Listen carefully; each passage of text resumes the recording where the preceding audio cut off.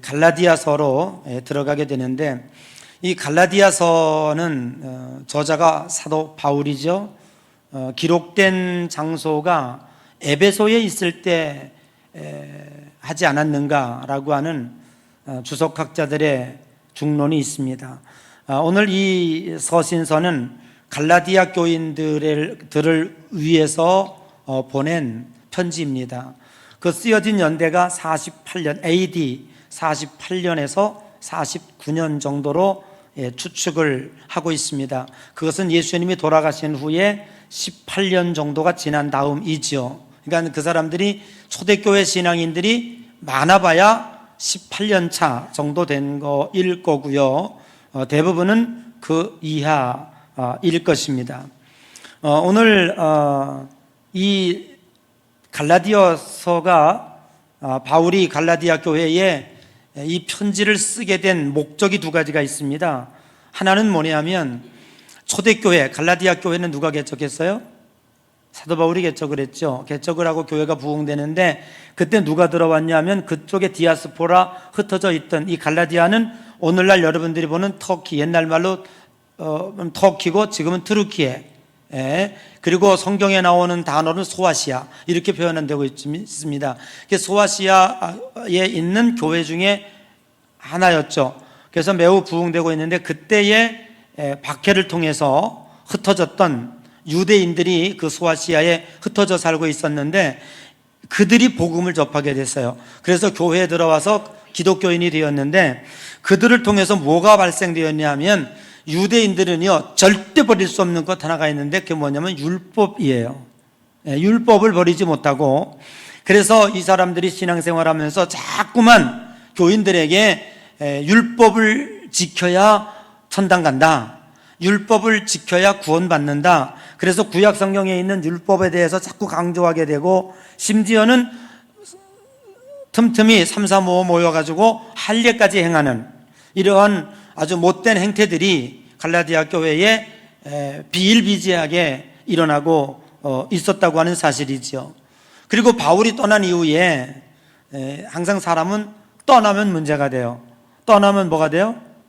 자리를 떠나면 남아있는 사람들이 씹어. 거기 있는 사람은 안 씹어. 자리를 떠나면 뒷담화가 있죠. 그게 이제 바울이 개척을 하고 어느 정도 교회를 일으킨 다음에 또 다른 교회로 갔잖아요. 에베소도 가고 골로새도 가고 이제 이렇게 교회들로 이제 전도를 하러 가고 자리를 비우니까 무슨 얘기가 있었냐면 사도권에 대한 문제들을 서로 이야기하는 소문이 들린 거예요. 여러분, 사도는 누굽니까? 12사도, 12제자지요. 그래서 예수님께서 내 반석 위에 내 교회를 세우리니 음부의 권세가 해하지 못하리라. 내가 너에게 천국 열쇠를 주노니 네가 이 세상에서 매면 하늘에서도 매이고 이 세상에서 풀면 하늘에서도 풀리리라. 그 사도권의 계승을 이제 이야기하고 있는 거예요. 오늘날 아직도 사도권의 계승을 이야기하고 있는 교회가 천주교회입니다. 그래서 천주교회는 아직도 뭐가 살아있어요? 고해성사가 살아있죠. 교인들 스스로가 하나님 앞에 직접 죄를 고백할 수 없고 그들이 직접 예배드릴 수 없어요. 혹시 내가 회개할 문제가 있다면 이제 고해성사를 통해서 신부님을 찾아가죠. 그리고 이렇게 커튼이 가려 있든지 칸막이가 쳐 있는 데서 자기 죄를 고백하면 그 신부님 뭐라고 그래요? 네 죄가 사하여졌느니라. 그러면 내 죄가 사하여졌어. 그리고 이제 나오는 거예요. 그게 뭐 교인들이 뭐 10,000명, 20,000명 되면이야 이게 누가 찾아왔는지 누구 목소리인지 잘 모르겠지만 뭐 저는 우리 교회 정도만 돼도요, 사실 옛날에 개척할 때도 보면 그 집안 숟갈이 어떤지 젓갈이 어떤지 다 알아요. 지금도 저와 가까이 있는 분들 정도는 제가 목소리만 들어도 누군지 알아요. 저 멀리서 100m, 200m 그림자만 보여도 저거 누구구나 대부분 알아요, 제가요. 그런데 지금 여러분들이 만약에 그런 하나님 앞에 회개를 할 수 없다면 저한테 와서 고해성사를 했어요. 그러면 그래 네 죄가 사해졌느니라 그렇게 얘기는 하지만 저한테 뭐가 남아요? 이놈이 이 집사가 그거 견디기가 어려울 거예요, 아마. 그런 마음이 마음을 아무리 끄집어낸다고 해도 그 끄집어내겠어요? 그 다음에 제가 어떻게 그 사람을 볼 수 있겠습니까? 여러분 걱정하지 마십시오. 예수님께서 십자가에 달리실 때 휘장이 찢어졌고 성소와 지성소가 하나가 됐어요. 그래서 여러분들은 주님 하나님 앞에 주님의 보혈로 나아갈 수 있는 은혜를 얻은 줄로 믿습니다. 그래서 우리 개신교회에서는 이거를 위해 싸운 거 아닙니까? 그래서 나가서 많은 제사로니 여러분들이 직접 가정에서도 예배할 수 있고 어느 같은 예배 인도할 수 있고 너희는 하나님의 거룩한 너희 몸을 하나님이 기뻐하시는 거룩한 산 제사로 드리라 아무 때나 할 수 있고 또 여러분들이 하나님의 죄를 지면 그 죄를 하나님 앞에 직접 고할 수가 있는 거예요. 이거 얼마나 큰 은혜입니까? 할렐루야. 그런데 이들이 아마 말씀으로 돌아와서 보면 이제 12명의 제자가 있었고 이 가룟 유다는 배반한 제자였기 때문에 제자에서 잘랐고 그래서 제자들이 제비를 뽑아서 마띠아라고 하는 사람으로 보충해서 12명이 되었는데 그럼 바울은 누구냐는 거예요. 도대체 그 12제자 내가 이 반석 위에 내 교회를 세우리는 음부의 권세가 해야지 못하리라 천국 열쇠를 받았냐 이 말이에요. 그런데 우리가 왜 그 사람 앞에 가르침을 받아야 되느냐? 그러니까 이 유대인들이나 이런 사람들이 자꾸 사도권을 끄집어내리고 바울이 복음을 전한 것에 대하여 그거 믿을 수 없다, 그거 가르침 받을 필요 없다라고 자꾸 교회에 분쟁을 일으켜요. 그래서 여러분들이 우리 고린도서에도 보면은 나는 바울파다, 아볼로파다, 게바파다, 나는 그리스도파다 네 파로 쪽지 져가지고 교회가 원전 난리를 폈지 않습니까? 교회는 파가 있으면 안 돼요. 우리는 오직 예수파예요. 여 사람 인사합시다. 우리는 쪽파도 배파도 아닌 예수파다. 아멘. 할렐루야. 그러니까 자꾸 그렇게 하니까 이게 교회가 분쟁이 생기는 거예요. 여러분 바울이 얼마나 급했으면 오늘 6절에 보면 이런 말씀이 있어요. 6절 한번 볼까요? 6절 말씀 한번 읽어봐요. 시작.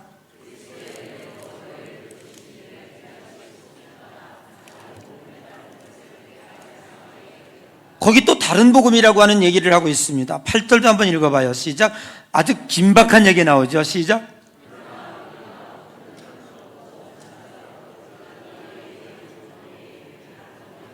여러분 하늘에서 우리뿐만 아니라 하늘로부터 내려온 천사라고 할지라도 너희에게 하나님이 진짜 우리에게 주려고 했던 이 복음보다도 다른 복음을 전하면 저주를 받는다. 여러분 주의 종의 입에서 물론 주의 종은 두 가지가 있잖아요. 축복권도 있고 저주권도 있어요. 그렇지만 정말 급박한 정말 이건 아니다라고 할 정도 외에는 저주권을 쓰면 안 되잖아요. 이건 아무 때나 쓰는 게 아니에요. 그런데 사도 바울이 저주권을 쓰고 있어요. 저주를 받을지어다라고 했어요. 그 저주를 받을지어다라고 하는 그 분노에 찬 그 말씀을 쓰게 된 이유는 무엇이었는가? 오늘 이것이 오늘 우리가 듣고자 하는 그리고 우리가 갈라디아서를 통해서 은혜를 받고자 하는 핵심적인 진리였다고 하는 거예요. 핵심적인 말씀이라는 거예요. 여러분 바울이 분노하게 된 것은요 잘못된 기독교 신앙을 전하고 있고 복음의 변질을 초래하고 있기 때문에 그런 것입니다. 자, 그럼 이 복음의 변질이 무엇이냐 하면 여러분 잘 들어보세요. 우리 예안교회 교인들은 이렇게 말씀을 통해서 제가 주야장창 여러분들에게 전했기 때문에 제가 믿기는 또 제가 보기는 우리 예안교회 교인들은 조금 다른 것 같아요. 기도할 때 기도하는 분들, 대표 기도하는 사람들의 기도를 보아도 조금 느낄 수 있고요. 또 성도들 간에 대화하는 것을 보아도 조금 다른 교회와 다른 것을 느끼게 돼요. 그 여러분들이 다른 교회에 가서 설교를 듣지 못하는 이유는 바로 여기에 있는 거예요. 여러분 우리가 설교라고 하는 것이 뭐냐면 기독교 진리를 정확하게 알려줘야 되는데 그 가지에 붙은 나뭇가지 나뭇잎 붙잡고 난리를 치니까 이것이 기독교 신앙의 예수 그리스도를 믿는 성도들의 신앙이 더 이상 성장하지 못하고 있는 이유가 거기에 있다라고 하는 것이죠. 그럼 그 이유가 뭐냐? 제가 여러분들에게 말씀을 전한 그 두 가지 싸움이 있는데 그 복음의 싸움은 뭐냐면 하나님의 은혜와 인간의 행위라고 하는 거예요. 과연 우리들이 무엇으로 구원받는가라고 하는 이 영적 싸움에서 보면 우리들의 행위로 구원받는 것이 아니라 하나님의 은혜로 구원받는 거예요. 이 싸움이 지금 성경은 계속되고 있는 것이지요. 사실 어떻게 보면 오늘 본문의 말씀은 편지를 쓰기 위한 인사말의 정도일 수 있어요. 그러나 오늘 인사말 속에 바울의 고민과 갈라디아 교회의 문제와 그리고 바울이 이야기하고 싶은 핵심적인 내용이 여기 다 들어있어요. 여러분 1절에 보면 이런 말씀이 있습니다. 아버지로 말미암아, 사람에게서 된 것도 아니고 누구에게서 된 것도 아니고 아버지로 말미암아, 4절에 보면 그리스도로 말미암아 라고 하는 거예요. 즉 하나님이 시작하셨고, 그리고 하나님이 택하셨고, 그리고 하나님이 열매를 맺게 하시는 거예요. 여러분 이것이 기독교 신앙의 근거인 줄로 믿으시기를 바랍니다. 여러분 기독교 신앙에 두 원리가 있다면 하나는 하나님의 주권을 강조하는 신앙이 있고, 또 하나는 인간의 이해와 인식을 강조하는 신앙이 있습니다. 여러분 우리는 하나님 말씀 안에서 하나가 되어야 될 줄로 믿습니다. 교회가 분열이 되는 이유는 말씀이 하나가 되지 못했기 때문에 그렇습니다. 교회가 분열이 되는 이유는 영이 하나가 되지 못했기 때문에 그렇습니다. 함께 자리에 앉았지만 서로 다른 얘기를 해요. 서로 함께 회의석상에 앉았지만 서로 다른 가치관을 가지고 있어요. 복음 안에서 하나가 되지 못하고 통일되지 못하니까 다 자기가 옳대요. 그 옳음을 강조하고 함께 나오다 보니까 결국엔 싸움과 분쟁밖에 일어날 수 없는 거예요. 우리 예약교회 성도들은 말씀과 은혜와 영이 주님의 복음 안에서 하나가 되는 역사가 있어 주시기를 주님의 이름으로 간절히 축복합니다. 누가 어떤 말을 한다고 할지라도 그래 아멘이야, 또 누가 어떤 말을 할지라도 그렇지 아멘이야, 이렇게 해야 되잖아요. 그런데 누가 어떤 말을 하는데 저 사람 무슨 소리 하고 있는 거야? 혹시 예양교회 교인 맞아? 당신 무슨, 이렇게 서로 대들기 시작한다면 여기에 문제가 심각해지는 것입니다. 여러분 기독교 신앙이라고 하는 것은 믿는 것도 어렵지만 믿는 내용을 정리하는 것도 매우 어렵습니다. 인간은 자기 인식과 자기 경험과 자기가 받은 그 내용을 통해서부터 내 모든 것들이 시작을 합니다. 그러나 이런 것들이 계속되기는 어려운 것입니다. 하나님이 기독교 신앙의 근본을 시작하실 때 이해하고 있는 것, 그리고 내가 경험하는 것은 매우 의미가 있었습니다. 하나님을 영접하고 받아들이는데 중요한 결정적 계기가 되었던 것입니다. 그러나 이것은 출발점이어야 합니다. 세상이 말하는 것보다 더 큰 것이 우리들에게 경험되어져야 되고, 그리고 그 진리로 이 세상의 요구에 답변할 수 있어야 하는 것입니다. 오늘 여러분들이 경험한 인식과 지식과 경험들이 이 세상의 요구에 얼마나 응답 가능합니까? 혹 그것이 여러분의 삶 속에 계속되든가요? 여러분이 어린아이를 길러보았습니다. 똥기저귀 갈아지고 울면 업어주고 징징대면 먹을 거 주었던 그 어린아이가 언제까지 업어달라고 징징댑니까? 언제 내 똥기저귀 갈아달라고 엄마한테 징징댑니까? 이제 커서 학교도 가고 취직도 하고 결혼도 하고 홀로 서기를 해야 합니다. 그리고 그 부모는 언젠간 자식과 헤어지고 이별을 하고 떠나가게 됩니다. 이것이 우리가 살아가는 과정일 것입니다. 신앙도 마찬가지입니다. 오늘 우리들이 경험했던 인식들, 경험들, 그 지식들이 하나님을 만나는 데 매우 도움이 되었습니다. 그러나 언제까지나 그 얄팍한 경험에 의지하여 우리의 신앙에 닻을 올리겠습니까? 기독교 신앙이라고 하는 것은 이 세상의 그 어떤 요구보다 강한 그 무엇이 있어야 하는 것입니다.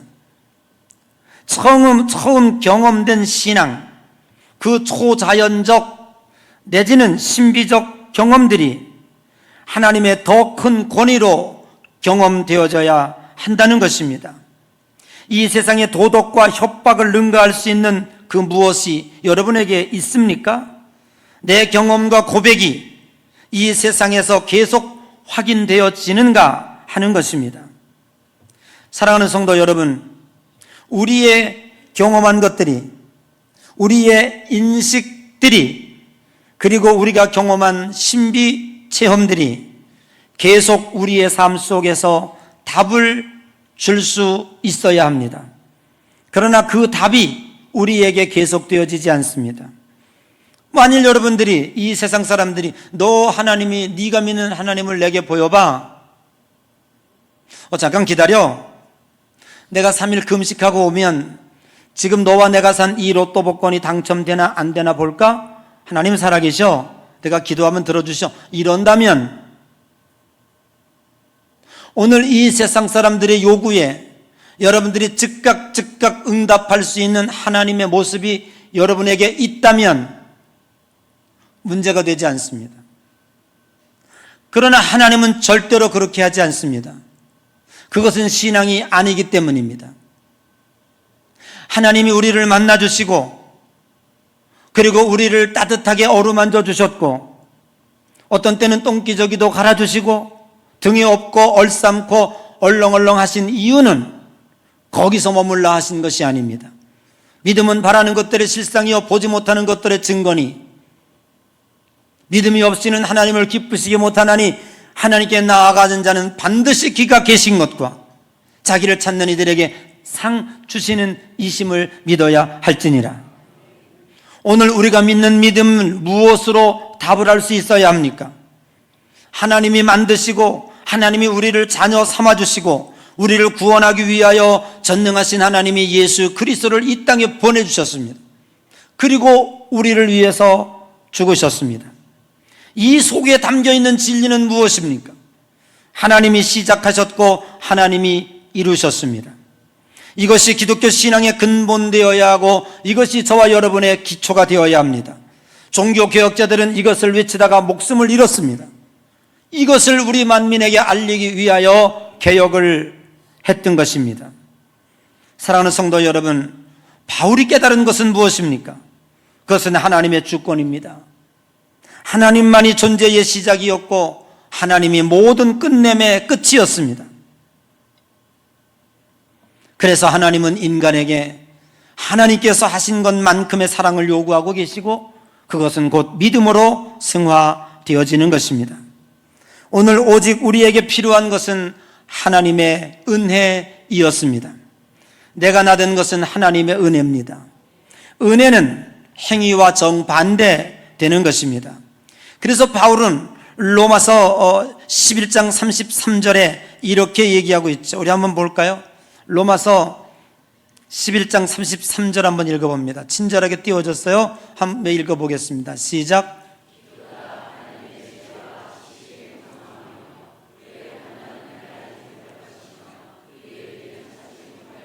깊도다 하나님의 지혜와 지식의 풍성함이요 그 판단은 헤아리지 못할 것이며 그 길은 찾지 못할 것이로다. 누가 하나님의 지혜와 누가 하나님의 지식과 견줄 수 있겠는가라는 거예요. 그래서 곧 36절에 이렇게 고백하고 있죠. 시작.